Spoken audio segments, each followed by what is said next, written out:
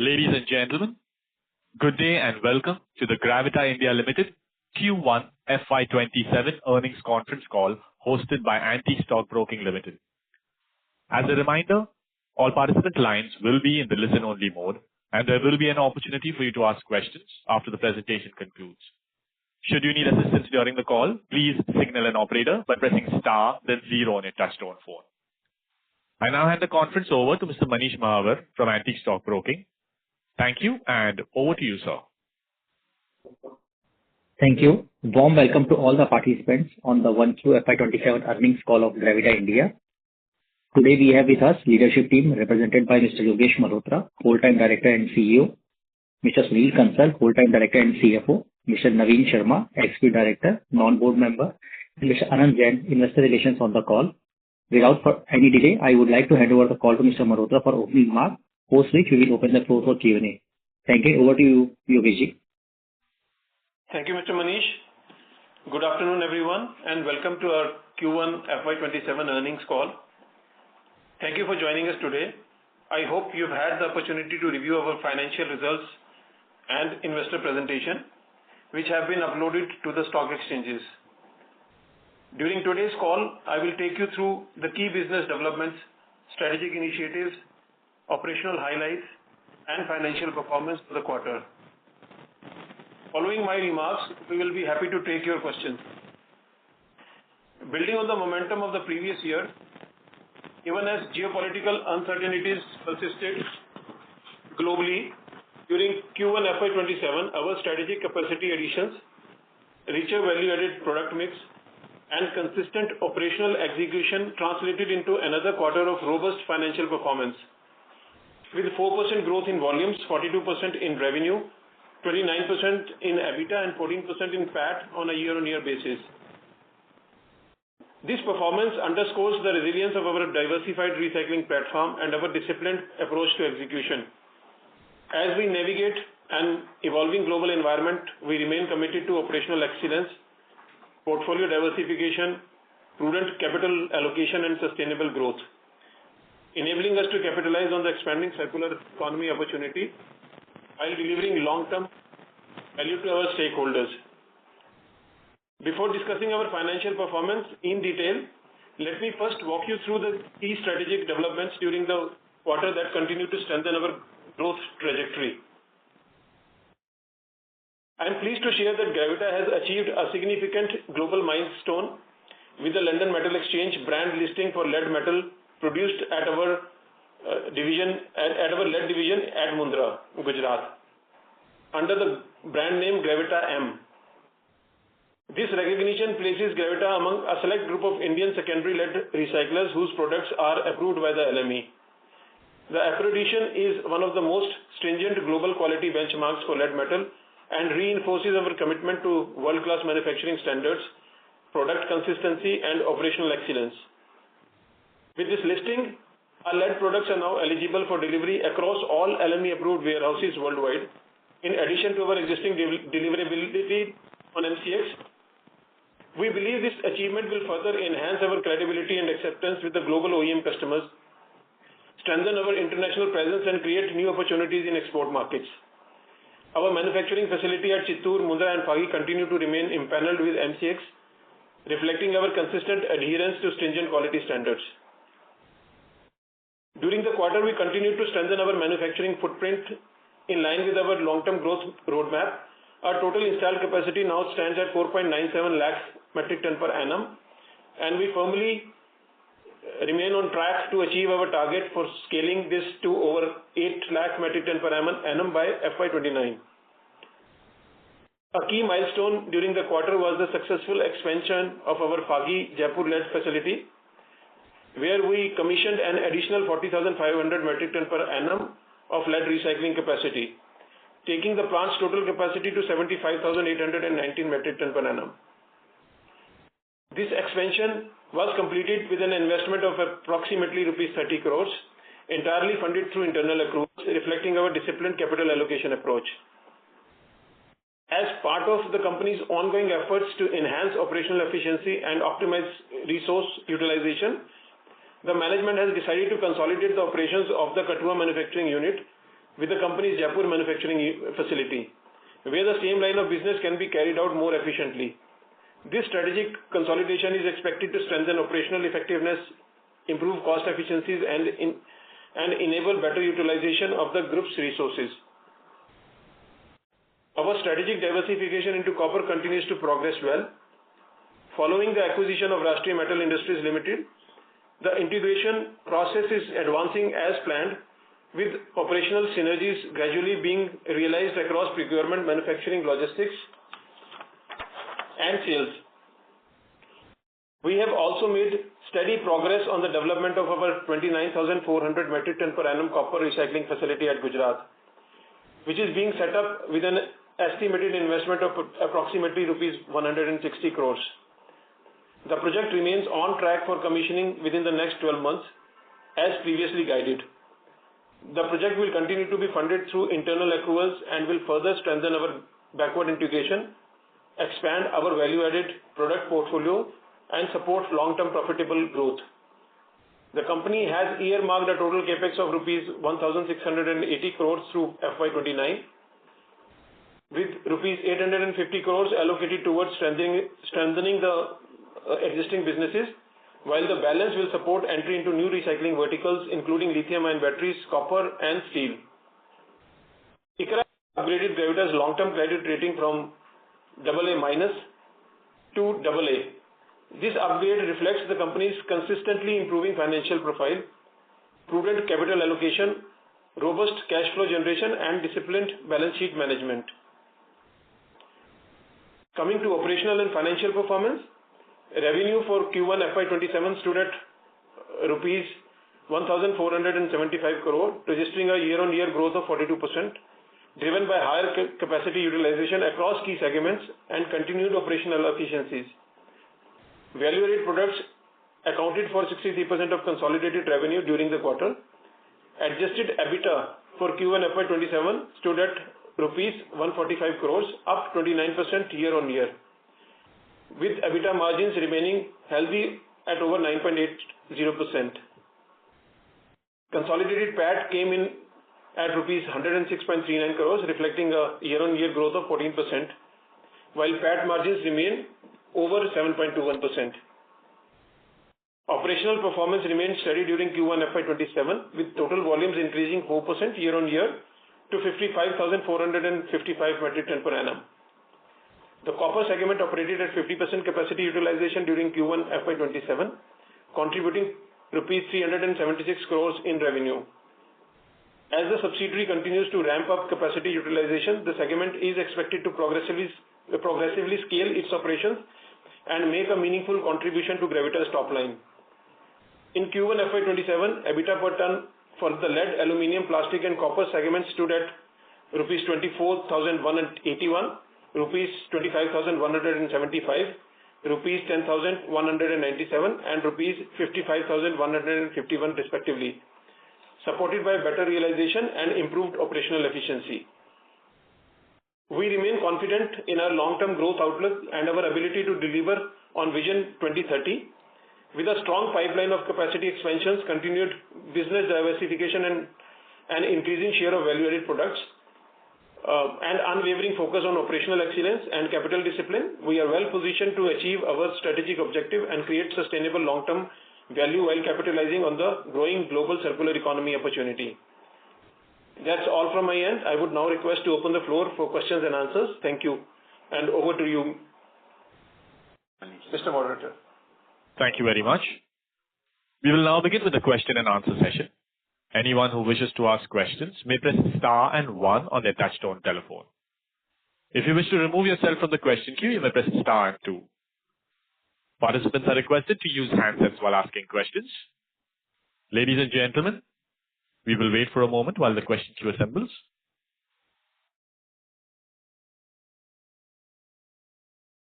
To ask questions, please press star and 1.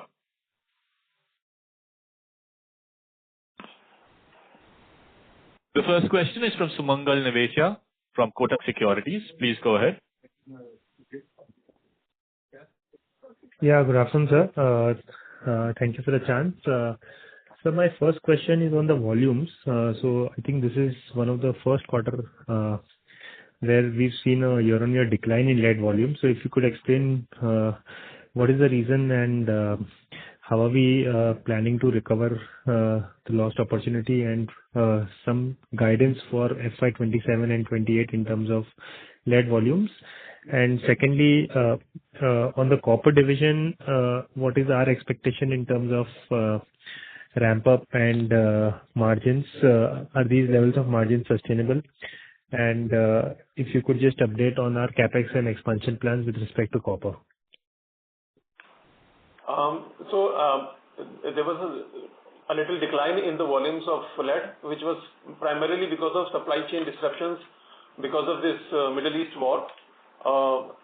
Because as I mentioned probably last quarter also, that around 15 to 20% of our import come from the Gulf territory, and even the imports that come from other territories, part of it comes through this route only. So a lot of our material is stuck, and a lot of material cannot come to India. Because of this, we cannot utilize our capacities completely in the last quarter. Things are improving a little, but still it's not to the normal. And we are expecting that in Q2 also there may be some impact of this. Although we are using this opportunity because there is a scrap shortage in India, and because of this there is a demand-supply change. And because of this, we are using this opportunity to increase our profit margins. So although there may be some impact in terms of top line growth, but we are expecting similar kind of bottom line or EBITDA margins in the next quarters also, as far as lead is concerned. But the overall growth would probably come, revenue growth would come from the addition of copper. So you can expect the long-term growth to be in line with the FY 2030 vision plan that we've already mentioned many times. And what was your second question? So I just wanted to know your volume guidance for FY27 across the divisions, and what sort of EBITDA per ton can we expect in copper as volumes ramp up? So it's extremely difficult to talk about on a division-wise volume growth, especially in a very short-term period, because as I mentioned, there is some disruption which is still not back to normal. So you may see some volume. We may not be able to achieve the same volume growth that we were expecting earlier on a quarter-to-quarter basis. But as I mentioned, that in the long term, that growth story still remains because the capacity expansion is already in place. The only thing is that this supply chain disruption, as soon as we can recover from this, we would be able to grow. And what we are doing is to take care of this now. And also because we have now copper in our kitty, we are expanding our yard network or our procurement network in developed economies also, like US, and which will ease pressure in the future coming from such disruptions from geographies. So that is why when I say that in the longer run, the growth volumes would continue in the same manner. Your second question about copper is that, so it will remain in the same region of around 55,000 rupees per ton. There may be some slight increase, so you can expect some slight increases because of some economies of scale as we will ramp up the production level also, and then some would come from some optimization of the product mix going forward. Got it. Just one last question. If Concall sir is there on the call, if you can get net debt and working capital as on 1Q. Yeah, okay. So net debt is close to 150 crores at this moment, and working capital cycle is also close to again 95 days at this moment, because we have significant inventory is increased for copper also, and working capital cycle is also increased for copper, and still we have significant inventory under transit also. So this is also the reason where the working capital is slightly higher at this moment. Got it. Thank you so much and all the best, sir. Thank you. Thank you. Before we take the next question, a request to participants to please limit your questions to 2 per participant. Should you have follow-up questions, we request you to rejoin the queue. We take the next question from Amit Dixit from Goldman Sachs. Please go ahead. Yeah, hi. Good afternoon, everyone, and thanks for the opportunity. A couple of questions from my side. The first one is again on copper division. While you mentioned in your prepared remarks that the capacity utilization is 50%. Now, when are we going to ramp it up to 100%? And currently, if you look at the margins, I mean, I'm talking about EBITDA margins here, it's like 5.2% in this quarter, while the company delivered 8% in last year. So how do we bridge this gap? And thirdly, on copper itself, what different we are doing, how differently we are sourcing copper scrap or, in terms of our selling strategy, but to make sure that we get the optimal utilization of this particular asset. That is the first question, sir.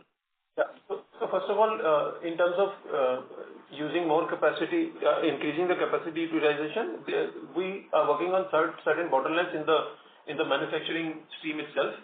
So which will probably be up and running by the end of this financial year. So it will take at least this financial year. So there will be some ramping up that will take up by making a better product mix, But a major increase would come only by the end of this year when we have already set up some plant and machinery which is required to de-bottleneck the whole operations. As far as the overall EBITDA margins are concerned, it would, as I mentioned, that it would remain in the same vicinity of around 55,000 rupees per ton. There would be some slight increase. Last year, if you look at the total EBITDA per ton, it also included some of it came because of increase in copper prices. So, but because Gravita remains 100% hedged, so generally you would not see certain upsides from copper commodity increase in Gravita. But there will be a sustainable EBITDA margins of around 55 rupees, which will slowly increase. And then when we do some backward integration with our systems, then in that case, eventually, and when better capacity utilization is there, then you can expect it around 65 to 70,000 rupees per ton. But that will take around 2.5 years. Also, just to add into that, the percentage, because of last year the LME was around, roughly average was around $9,000. This time the average LME of copper is around $13,500. Hence the percentage terms it would be diluted, but however you should look upon us on EBITDA per ton. Got it, sir. Again, a follow-up from here. You mentioned about putting in some equipment. So will our turnkey division be involved in that, or will it be external procurement? No, most likely it would be external procurement only at the moment. Okay. The second question is on aluminium inclusion on MCX, sir. Any progress over there? Aluminium inclusion in I'm talking about AOC alloy, yeah. The AOC 12 alloy. ADC 12 alloy. ADC 12, so, yeah. This is still pending at the MCX level because that is their internal decisions at MCX, which commodity they want to add, because all other formalities are done. So it lies with them only as of now. It is not possible to comment on this, but still we are following with them and had one of the meeting last month, and they plan to keep it in their one of the agenda item, because this will also give them good volume as an exchange. So hopefully they will do it within this year as explained by MCX team. Got it, sir. Thank you so much and all the best. Thank you. The next question is from Vikas Singh from ICICI Securities. Please go ahead. Good afternoon, sir, and thank you for the opportunity. So I just wanted to understand that these lead aluminum plastic everywhere, our EBITDA per ton was pretty high. So what was the inventory gains or the INR component in that? And what should we take as a steady state EBITDA per ton for this division, X of the external batteries? So in plastic, I think our EBITDA per ton was around 10 rupees, and this is the range in which we are working. There was some gain last quarter because of this disruptions. The local prices had gone up. This Hormuz disruptions, the local prices had gone up of plastic, so we could have some gain. But on a sustainable basis, you can expect around 10 to 12 rupees per kg in plastic. Similarly, in aluminium also, we've got some gains because of increase in prices, but on a sustainable basis, you can take around 15 to 17 rupees as currently all our operations are overseas, which is a little more profitable than the Indian operations. So if and when the Indian operations are running, during those times, you can expect around 13 to 14 rupees of EBITDA, but when only overseas operations are running, you can expect around 15 to 17 rupees per kg of margins on a sustainable basis. Noted, sir.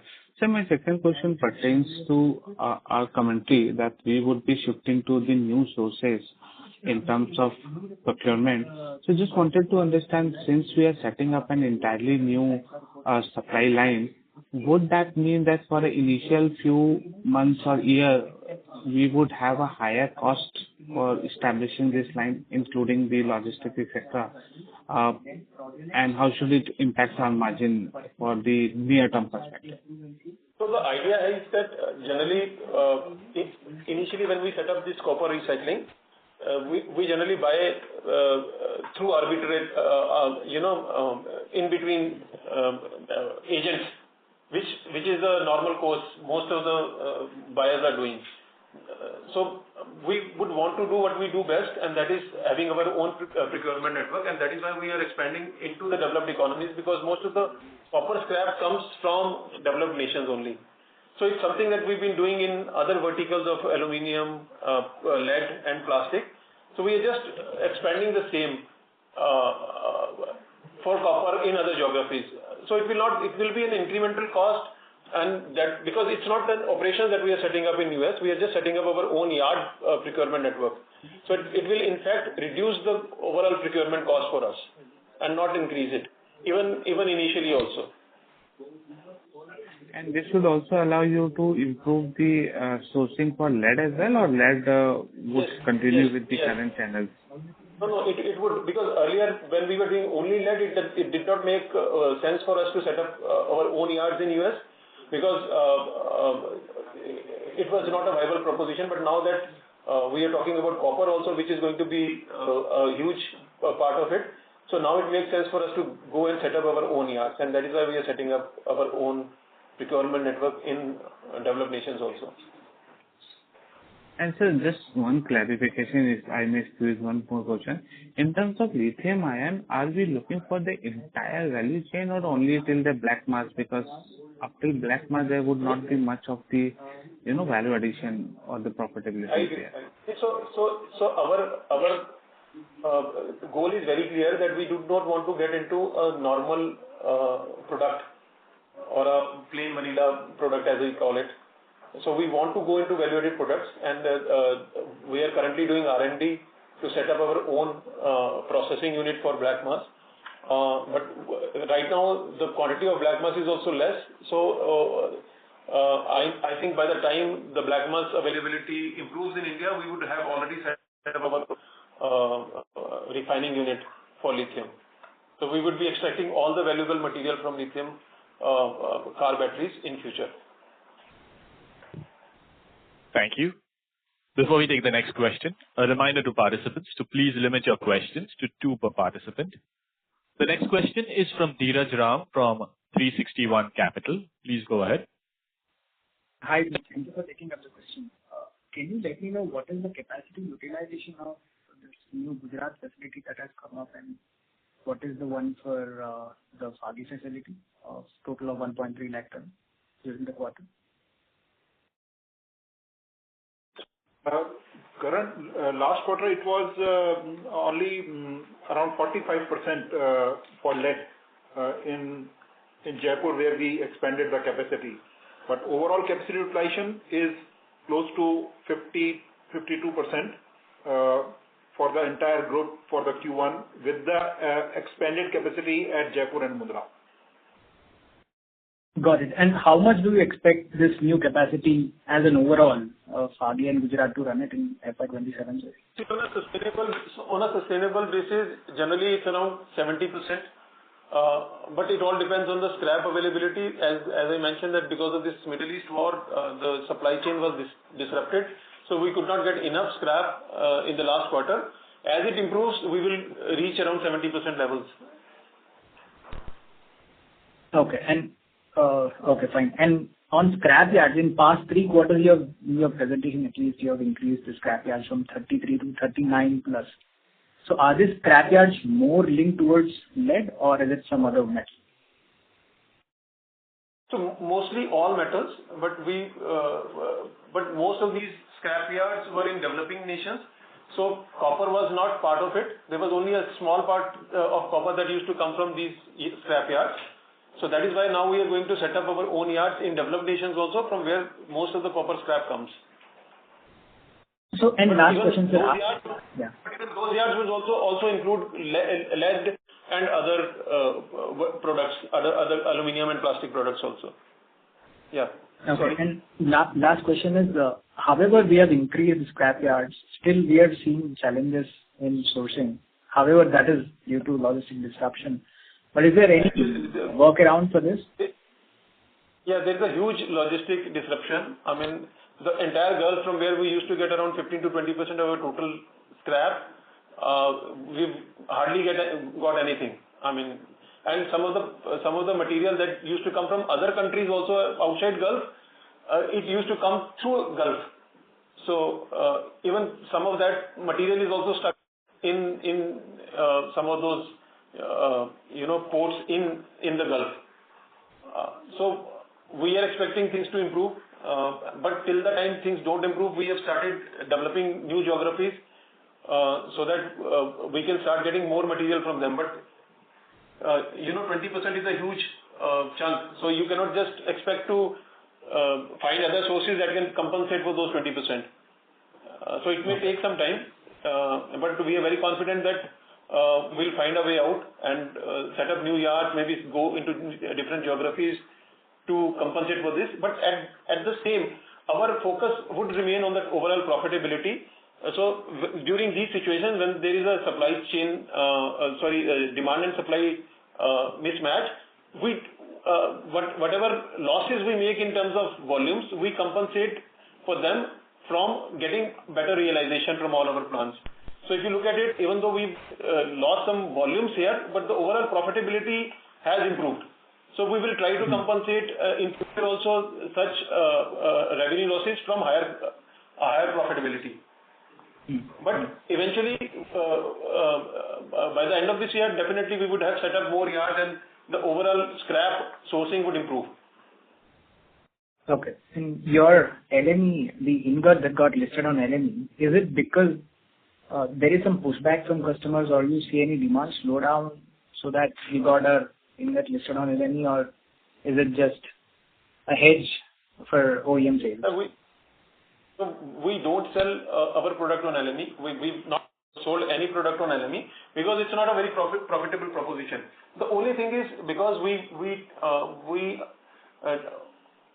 favor developing new OEMs. Generally, if you have a LME brand, then it gives you it's an easier path to an OEM approval. So that is the primary reason we have taken this. And then of course during some difficult times, it also gives you better liquidity because the product is acceptable everywhere. So both you want to crack new OEMs internationally and also have more liquidity for your product in the future. But there has not been any pushback from any existing customer. Thank you. The next question is from Sagar Shah from Spark PWM. Please go ahead. Thank you for the opportunity, first of all. And now I have some few questions for the management. My first question was, we in the month of February, actually, we expanded our lead capacity by 80,300 tons. So in Mundra, Gujarat. So I wanted to first of all get the number. What is the utilization of that new capacity? Was it utilized in Q1, or due to these geopolitical disruptions we weren't able to utilize this incremental capacity? That is my first question. So capacity utilization at Mundra was around 50%, including the capacity expansion which happened in February. So as Yogesh mentioned that there was some disruption because of availability of scrap, because of this supply chain disruptions. So the capacity utilization was lower than the expected. So we hope that things will improve, and we are finding other sources also for scrap sourcing, including sourcing from India, sourcing from other countries. So that will hopefully in coming quarters it will improve. So if you talk about the overall capacity utilization, you may say that we've not been able to utilize the additional capacity, but generally it's not a linear system. So there were times when we had scrap, and during those times we utilized the additional capacity to some extent. But overall, if you look at the capacity utilization, you can say that we've not been able to utilize the new capacities. Incrementally, basically, you are referring to. Okay, fine. So, sir, I understand you're not giving any guidance, basically. Now my second question is related to our inventory, actually, and that is related to your overall margins also. First of all, I wanted to understand what is the inventories as on 30th June 2026. And related to that only, that you highlighted in the previous con calls that you will be replacing the pyrolysis oil with the furnace oil to enhance margins, especially in Mundra. So have you started that actually by utilizing the rubber capacity in Eastern Europe? I think there is some confusion in the sense that we are already using pyrolysis oil at our Mundra capacity, and the East European plant is not supplying any product to India. It's basically supplying those materials into Europe only. The rubber capacity that was expected to come up is not coming up immediately. We have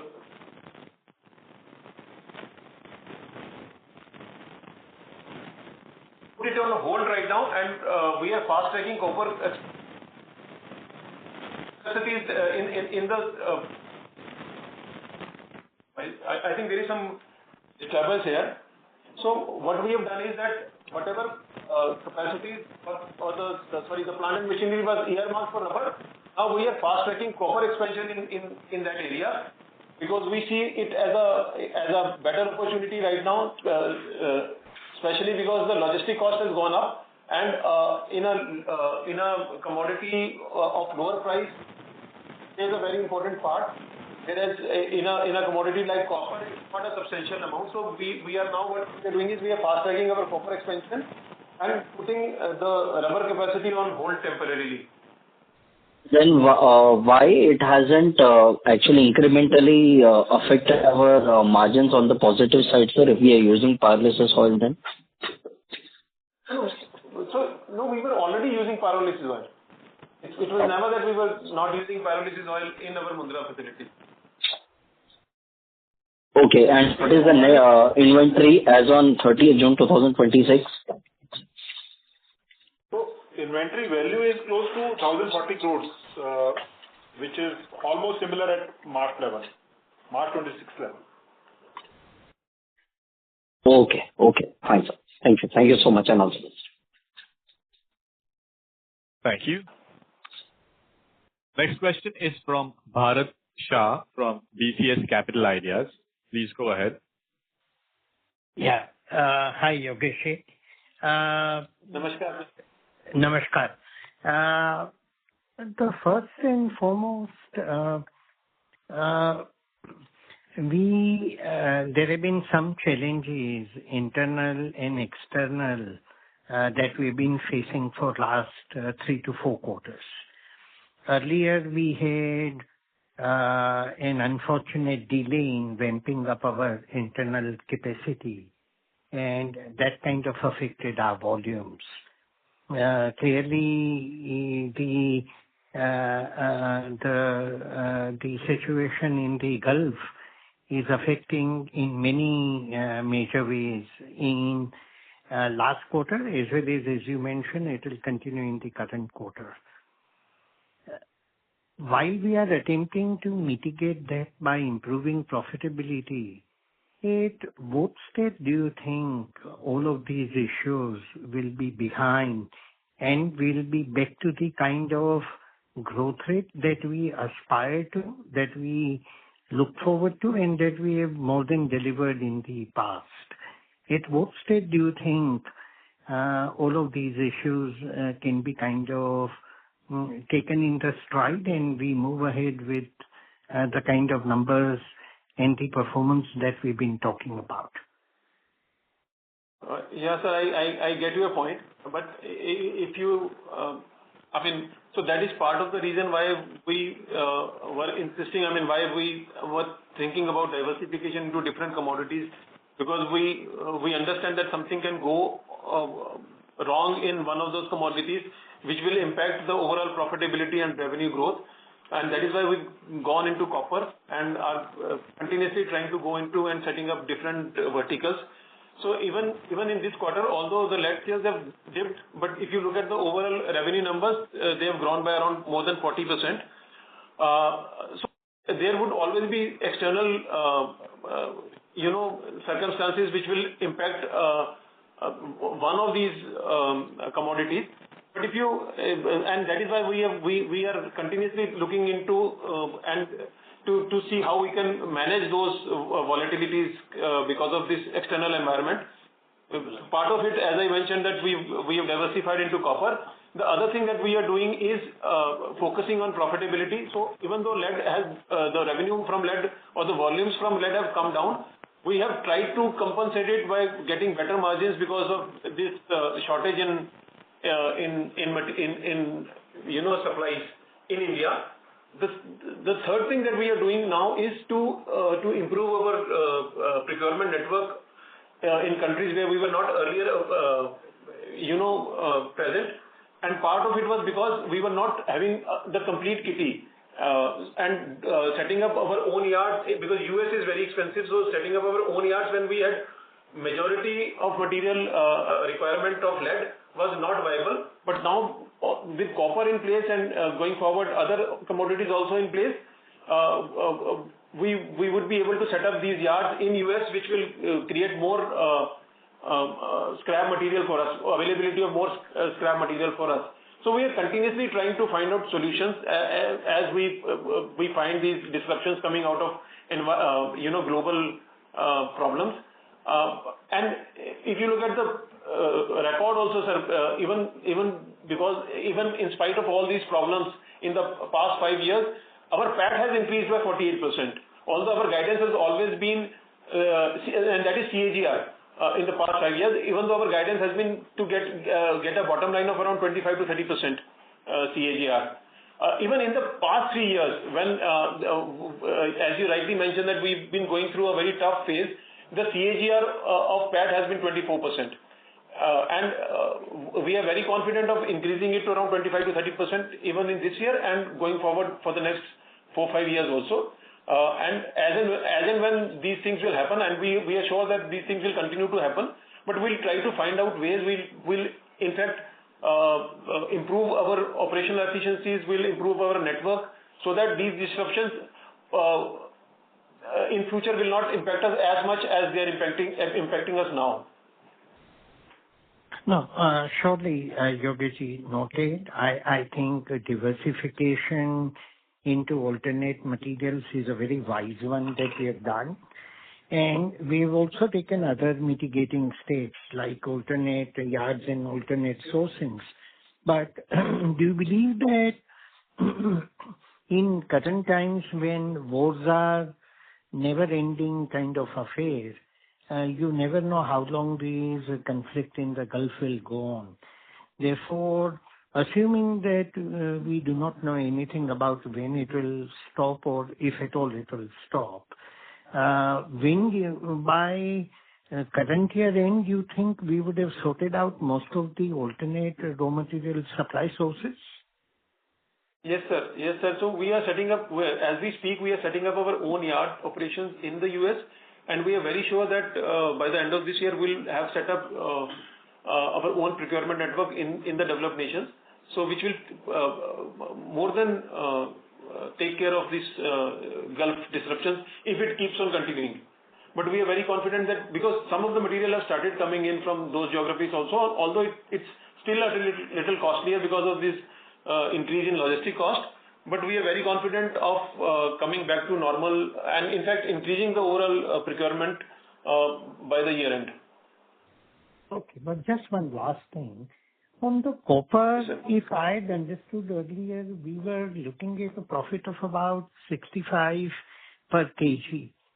So while 55 is much higher than our competition, but I still thought we were aiming at about 65 a kg, unless I'm mistaken about it. Yes, sir. So initially we mentioned that it will slowly go up from around 55 to around 70 to 75, but that will take around 2 to 3 years. By the end of this year, we believe that it will go up to around 60. So what we are doing is we are increasing our capacity utilization currently and trying to debottleneck the whole operation so that we improve some profitability from that. And then of course there is some optimization in terms of procurement also that will happen. And then eventually when we set up our own backward integration, when we integrated the current operations with the Gravita operations, then we'll take some more benefit out of that, and the overall profitability in that case would be around 70 to 75 rupees. 75,000 rupees per ton. Okay. Thank you and all the very best. It will happen in stages, sir. It will happen in stages, sir. Ji. Thank you and all the best, Yogesh. Thank you, sir. Thank you very much. Thank you. The next question is from Kush Nahar from Electrum PMS. Please go ahead. Yeah. Hi, sir. Thank you for the opportunity. So a couple of questions. So first on the copper business, since we are doing some debottlenecking and we'll slowly ramp up, what would be an approx utilization exit rate that we can see in Q4FY27, which will then normalize and become the new normal for 28? And similarly, considering the ROC levels of the company in general has been around 20%. So after the addition of copper, do we see the company level ROCs to go towards that, or it will be a bit dilutive in nature? So the current utilization is around 50% in copper. By the end of this year, we are expecting it to go up to around 60% plus. By just debottlenecking and trying to change the product mix, it will go up to around 60%. That is the first part. And this 20% ROC is including the copper business right now. Future, there would be some improvement in the EBITDA numbers of copper, and slowly we believe that in the next 3 years we would come back to around 25% plus CAGR. Because the copper business would also start giving us around 25% ROC. So as of now, it is lower than 20, right? Yeah. Copper. So it's 20. It's 20 currently. So it will improve from here. Okay. See, there are various reasons why this is less than 20, around 20 in this quarter, and part of it is that we've not been able to utilize our own capacities in lead, lead basically. So that has also contributed to a little lower ROC. when the capacities in lead would also start, I mean, when we start utilizing lead capacities also, then there will be slight improvement overall in the total combined ROC, and then we can expect some improvement in the copper business also going forward. So we have recently done this equation where we have already paid some premium for acquiring this company, and that was the plan only, that we will wrap up this equation and get the better ROC. So Yeah. So secondly, yeah, please go ahead. yeah. So secondly, what would be the operational income, which is included in the other income that we normally disclose? So operational income is the total other income which is reflected in is 47 crores, which is reported. Out of that, 35 crores is operational and 13 crores is non-operational. And then lastly, if you could mention what would be your domestic sourcing percentage in Q1 for our India plants? So domestic is almost 35%. 35%. Right, sir. Thank you. Thank you. The next question is from Dhirendra Kumar Patro from Spark PMS. Please go ahead. Hi, sir. My question is regarding a follow-up on other income. After 47 crore, you said 35 crore is operational income and 13 is unoperational. So, how sustainable is this 47 crores or 35 crores of operational income going ahead in the future quarter?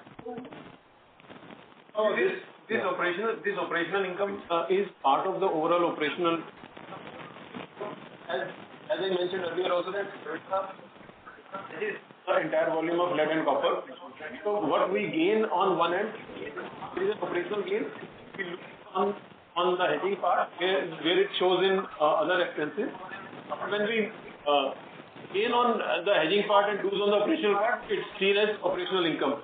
So whenever this operational income is lower, the income from the business would be higher. So there will be no change in the overall profitability, whether the operational income is there or not. It eventually nullifies. So this is related to forex changes, right? Yes. Okay, got it. Thank you. Operator, please check this disturbance. There is a lot of disturbance. Yes, sir. One moment. Participants, please stay connected. Yes, sir. Participants, thank you for patiently holding your lines. Over to you, sir. Yeah, I think we can have next question, please. Sure. The next question is from Netra Deshpande from Mirae Asset Sharekhan. Please go ahead. Yeah, thank you for opportunity and thank you for this. Just my first question is pertaining with the 45,000 of additional capacity of lead that was about to get to commission in Q1 FY27, and it was remained for the pending for some government permissions.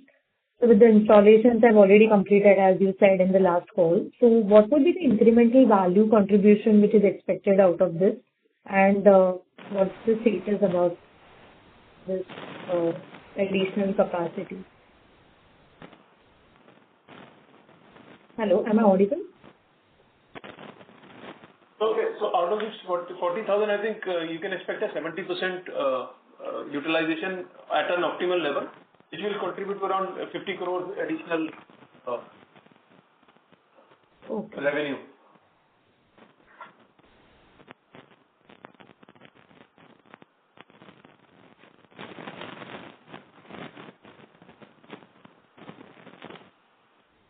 Hello? Am I audible? Yeah. Okay. Yeah. So it was not audible. There is some disturbance which is coming, I guess. Yeah, it is.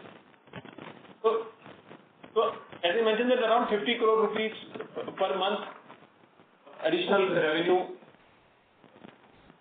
Okay. And over a what ramp-up period, like it would be? The production capacity is ramped up, but there is some logistic disruption, because of which the scrap is not available right now. So at the moment the scrap is normalized, we'll start ramping up the operations immediately, probably by the end of this year. Okay. So my second question is about the roadmap for the timeline, as you have already said about the copper margins targeted 25% of ROIC as the RMIL segment margin, which is approximately, currently which is trading around more than 4.2%. So any other is the product mix and the structural issue with the copper alloy business, and what would be the guidance for this capacity for the overall product mix? If you can spell it about the scale issue and what are the roadmap and the timeline for this increasing this copper margin? There is some noise. Can you please repeat the question once more? Yeah, sure.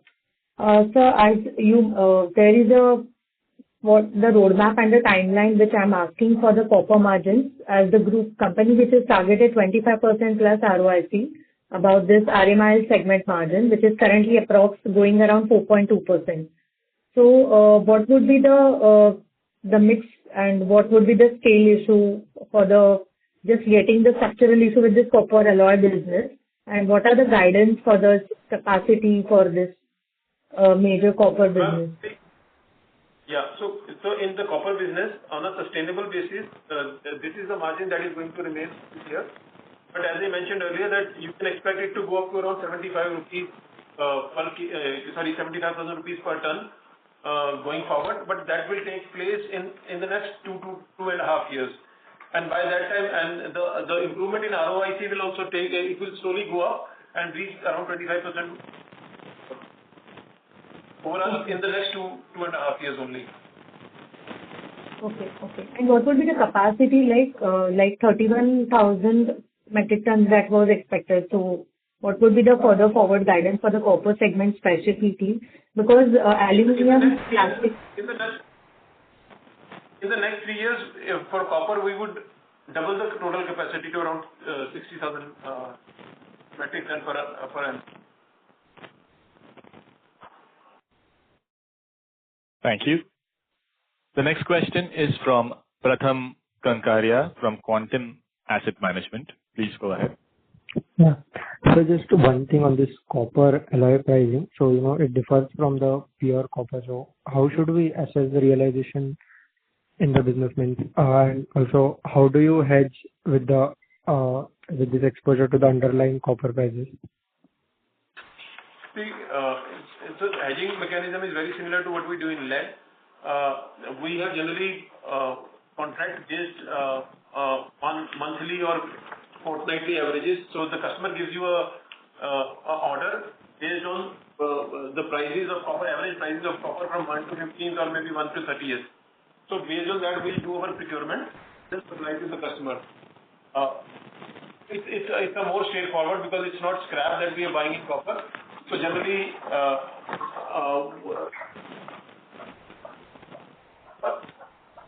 because in lead, what we are doing is currently we are buying 100% scrap. So scrap does not as and when you want. Whereas in copper, generally you can buy copper cathode as and when you require it. So there is very little requirement of hedge. But there is actually some iron stock that remains in work in progress. You need to hedge that either on future orders or whatever on LME. I'm sorry to interrupt, but sir, your line is not clear. Participants, please stay connected while we try to reconnect the management. Participants, thank you for patiently holding a line. We have the line for the management reconnected. Over to you, sir. Yeah. So can you come up with the question again, please? Yeah. Hi. Am I audible? Yeah, you audible.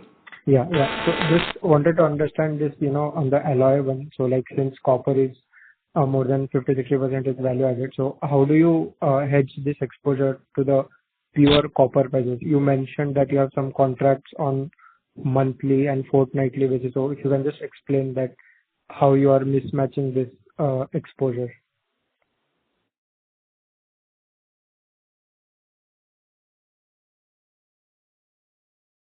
Hello. I'm sorry, Mr. Kankaria, the management line has dropped. Please stay connected. I'll just reconnect them. We have the management reconnected. Over to you, sir. Yeah. So what was the question again, please? Okay. So just wanted to understand, since copper alloy is more value add and its value addition and it has more alloy composition, and what we trade on, what we hedge is basically the pure copper. So how are we trying to mitigate this mismatch? How are we trying to hedge? Just want to understand this perspective. So when we make alloy, it is made out of copper and other elements. So like zinc, nickel, etc. So we buy all these three separately and put them together. So whatever we buy, we hedge that same metal. So if we are buying copper, we hedge copper. If we're buying other metals, we hedge the other metals also proportionately. So for example, when we make brass, we use 70% copper and 30% zinc. So we hedge based on the metal input.